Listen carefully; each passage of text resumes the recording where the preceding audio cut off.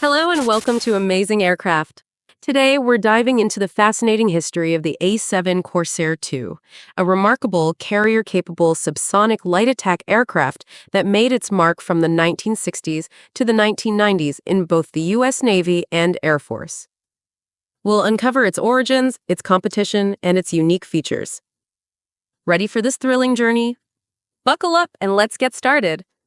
The A-7 Corsair II emerged from the U.S. Navy's need to replace its aging fleet of Douglas A-4 Skyhawks, which had been in service since 1956. Although the Skyhawk was reliable and versatile, it had limitations like short range, small payload, and lack of advanced avionics. Designed and built by Vought in the 1960s, this subsonic light attack aircraft served not only the U.S. Navy and Air Force, but also several foreign allies for almost 5 decades. To meet the need for a new aircraft capable of carrying more bombs, flying farther, and delivering them accurately, the Navy issued a requirement in 1963 known as VAL. Vought's proposal, inspired by its successful F-8 Crusader, resulted in the A-7 Corsair II, named after the company's famous World War II fighter, the F-4 Corsair. The A-7 was smaller and lighter, with a rounded nose and a longer span wing. It featured advanced avionics, including a head-up display, navigation and weapons delivery computer, and terrain-following radar, enabling it to fly low and fast, hitting targets with precision even in bad weather and darkness. Impressed by Vought's proposal, the Navy awarded a contract for the A-7 on February 8, 1964. Development was rapid, and the prototype flew on September 26, 1965. The first production model, the A-7A, entered service on February 1, 1967, and was deployed to Vietnam later that year. Initially, the Air Force was reluctant to adopt the A-7, seeing it as a Navy-designed aircraft that didn't meet its needs for a supersonic attack aircraft. However, Secretary of Defense Robert McNamara pressured the Air Force to order a version of the A-7, designated A-7D, to support the Army's close air support missions in Vietnam. The A-7D had a more powerful Allison TF-41 engine and a single M61 Vulcan rotary cannon. It also had a different refueling system, using a boom receptacle instead of a probe and drogue. The A-7D first flew on April 5, 1968, and entered service on February 28, 1970. The A-7 faced engine problems, particularly with the TF-30 engine, which was prone to compressor stalls and flameouts. Although the TF-41 engine was more reliable, it was politically controversial due to its British origin. Despite these challenges, the A-7 proved successful in various conflicts, praised for its accuracy, endurance, and versatility in carrying a wide range of weapons. The A-7 served with distinction in several conflicts, including the Vietnam War, the invasion of Grenada, the retaliatory strike on Libya, and Operation Desert Storm. It was praised for its ability to deliver precise, varied munitions even in challenging conditions, and played roles in close air support, reconnaissance, electronic warfare, and aerial refueling. One notable mission was the A-7D's rescue of a downed F-105 Thunderchief crew near Thanh Hoa on November 18, 1972. Major Colin A. Clark led a flight of 4 A-7Ds to escort 2 HH-53 Super Jolly Green Giant helicopters to the rescue site, encountering heavy anti-aircraft fire. Clark and his wingman took several hits, but managed to suppress the enemy fire and protect the helicopters. Clark coordinated the rescue with other aircraft, such as F-4 Phantoms and EB-66 destroyers, successfully directing the F-105 crew to a safe landing zone. For his actions, Clark was awarded the Air Force Cross. His A-7D was later displayed at the National Museum of the United States Air Force at Wright-Patterson AFB, Ohio. The A-7D flew a total of 12,928 combat sorties during the Vietnam War, with only 6 losses, the lowest of any U.S. attack aircraft in Southeast Asia. The Navy A-7s also excelled, flying over 80,000 sorties and dropping over 100,000 tons of bombs, contributing significantly to Operations Linebacker 1 and Linebacker 2, and ultimately the end of U.S. involvement in the Vietnam War on January 24, 1973. A total of 98 U.S. A-7s were lost during the war.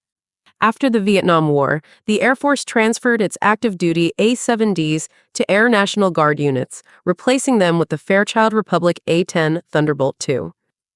The Air National Guard frequently deployed its A-7Ds to NATO and USAF bases in Europe, as well as to Howard AFB, Panama, to train with Army and Naval forces defending the Panama Canal.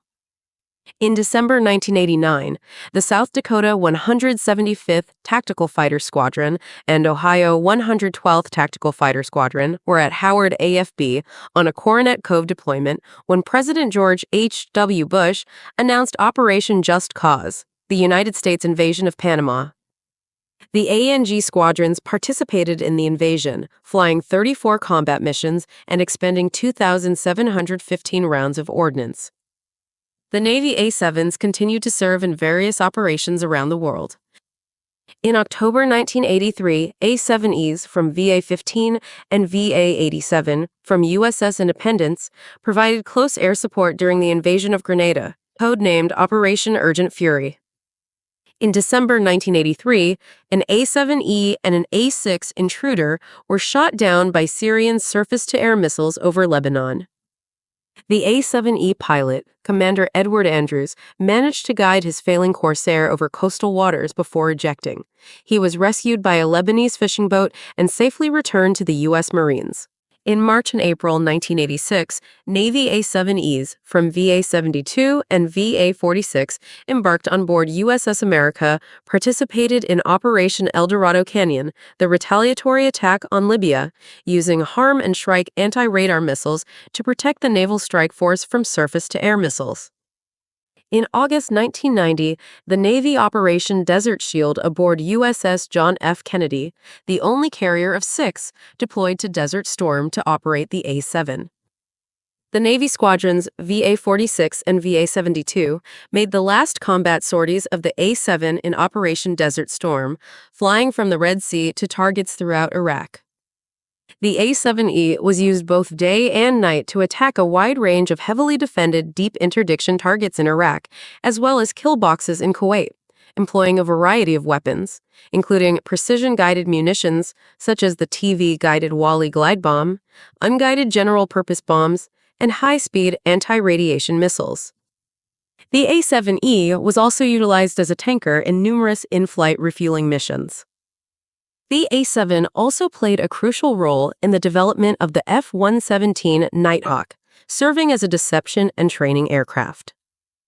This involvement helped test and evaluate stealth technology while also masking the presence of the F-117 program from Soviet surveillance. The A-7 was also exported to several foreign allies, including Greece, Portugal, and Thailand. The Greek Air Force ordered 60 new A-7Hs and 5 TA-7Hs in 1974 and received an additional 62 A-7Es and 19 TA-7Cs from the U.S. Navy in 1993. The Portuguese Air Force received 50 A-7Ps and 6 TA-7Ps in 1981 and an additional 24 A-7Ps in 1983. The Thai Air Force received 10 A-7Es and 4 TA-7Cs in 1995. These A-7s served with their respective countries until the early 2000s when they were replaced by more modern aircraft, such as the F-16 Fighting Falcon and the F-A-18 Hornet. Throughout its service, the A-7 participated in notable incidents and accidents. In 1975, an A-7D from the 354th Tactical Fighter Wing at Myrtle Beach AFB crashed into a residential area in South Carolina, killing 2 people on the ground and injuring several others. The pilot, Captain Richard B. Myers, who later became the chairman of the Joint Chiefs of Staff, ejected safely. The crash was caused by a failure of the TF-41 engine, which led to a loss of control. In 1981, an A-7E from VA-82 aboard USS Nimitz crashed into the sea during a night landing, killing the pilot, Lieutenant Stephen E. White. The crash was caused by a failure of the arresting gear, which failed to stop the aircraft on the deck.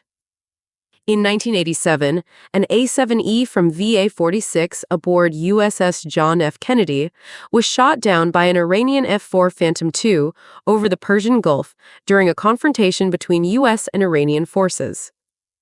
The pilot, Lieutenant Mark Lang, was killed, and his RIO, Lieutenant Robert Goodman, was captured and held as a prisoner of war for 30 days.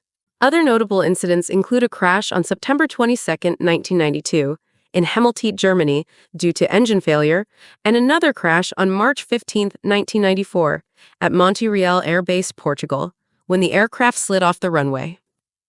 On August 21, 1984, an A-7 Corsair II belonging to VA-56 Champions burst into flames after a ramp strike on the USS Midway.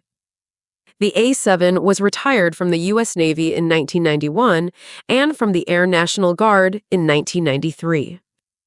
The last operational A-7s were flown by the Greek Air Force, which retired them in 2014. Today, the A-7 is preserved in numerous museums around the world, serving as a testament to its impact on aviation history and technology.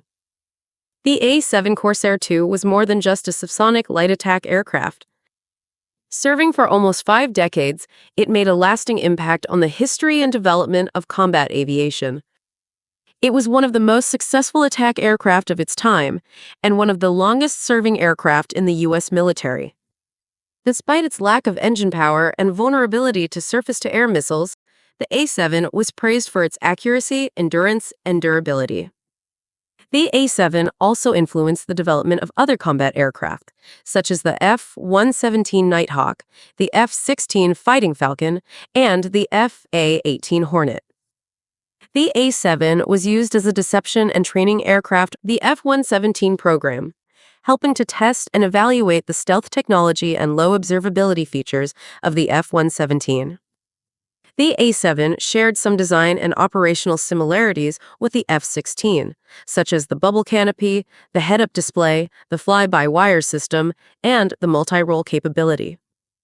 The A-7 paved the way for the F-A-18, which replaced the A-7 in the U.S. Navy, incorporating some of the A-7's features, such as the M61 Vulcan cannon, the HARM missile, and the probe and drogue refueling system. That's it for this video. If you enjoyed it, remember to like, share, and subscribe. The sky is not the limit, it's just the beginning.